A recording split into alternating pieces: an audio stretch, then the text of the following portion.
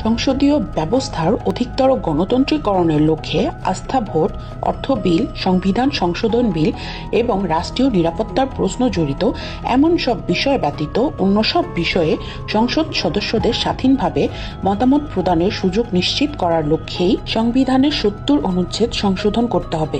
কারণ গণতন্ত্রের সৌন্দর্য তখনই ফুটে ওঠে যখন একজন সংসদ সদস্য নিজের বিবেক ও জনগণের স্বার্থ অনুযায়ী স্বাধীনভাবে কথা বলতে পারে।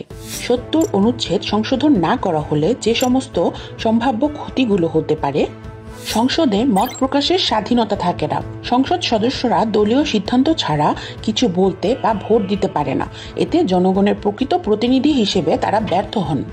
দলনির্ভর স্বৈরতন্ত্র গড়ে ওঠে। শাসক দলের প্রধান ব্যক্তি কার্যত একক সিদ্ধান্ত গ্রহণকারী হয়ে ওঠেন। এতে সংসদ একটি রাবার স্ট্যাম্পে পরিণত হয়। জনগণের চাহিদা অগ্রাহ্য হয়।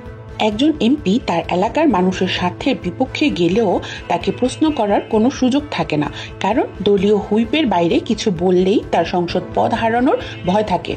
সংবিধানের মূল গণতান্ত্রিক চেতনা ব্যাহত হয়। মত প্রকাশ ও স্বাধীন চিন্তার অধিকার সাংবিধানিকভাবে স্বীকৃত, অথচ এই অনুচ্ছেদ তা নষ্ট করে দেয়। সমস্যাগুলোর সমাধান: মত প্রকাশের স্বাধীনতা নিশ্চিত করা।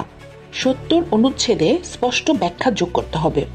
কোনো এমপি কেবলমাত্র আস্থা ভোট ও বাজেট পাশের মতো গুরুত্বপূর্ণ বিষয়ে দলীয় সিদ্ধান্ত মানতে বাধ্য থাকবেন, কিন্তু অন্যান্য বিষয়ে নিজ বিবেক অনুযায়ী কথা বলতে পারবেন। স্বৈরতান্ত্রিক মনোভাব রোধ ও ক্ষমতার বিকেন্দ্রীকরণ। সংসদের অভ্যন্তরে স্বাধীন সংসদীয় কমিটি ও বিতর্কমূলক প্রক্রিয়া চালু করা এবং দলীয় প্রধানের একক কর্তৃত্ব হ্রাস করতে হবে। এতে করে প্রধানমন্ত্রীর একক সিদ্ধান্ত নয়, সংসদের যৌথ সিদ্ধান্ত ও জনমত নির্ভরতা প্রতিষ্ঠিত হবে। জনগণের স্বার্থ রক্ষা ও প্রতিনিধি জবাবদিহিতা নিশ্চিত করা। এমপিদের স্বাধীন ও নির্ভয়ে জনগণের দাবি, এলাকার সমস্যাগুলো সংসদে তোলা এবং ভিন্নমত প্রকাশের সাংবিধানিক সুরক্ষা দিতে হবে। সংবিধানের গণতান্ত্রিক চেতনার পুনরুদ্ধার। ৭০ অনুচ্ছেদ এমনভাবে সংশোধন করতে হবে যাতে করে এটি দলীয় শৃঙ্খলা বজায় রাখে, তবে একই সঙ্গে অভিমত প্রকাশের স্বাধীনতা এবং নির্বাচিত প্রতিনিধি হিসেবে নিজের বিবেক অনুযায়ী অবস্থান নেওয়ার অধিকার নিশ্চিত করে।